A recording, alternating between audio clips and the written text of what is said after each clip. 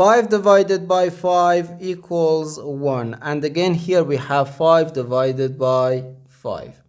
So 1 divided by 1 is just 1. But this answer is not correct. Because according to the order of operations, when we have more than one division in an expression, we have to work from left to right. So here first we have to do this division, then this division, and finally this division. If we do this division before this division, it is wrong.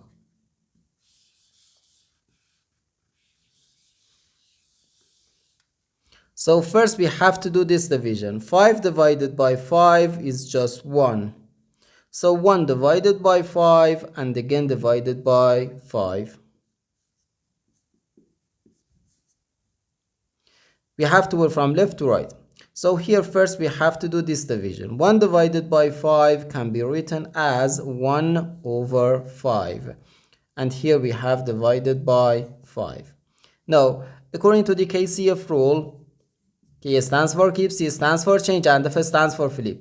We can write keep the first fraction, change division to multiplication, and flip the second fraction. So 1 over 5 times 1 over 5, which equals 1 times 1 gives us 1. So 1 over 5 times 5, which equals 25. 1 over 25.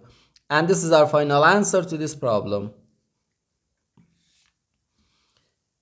The correct answer is 1 over 25.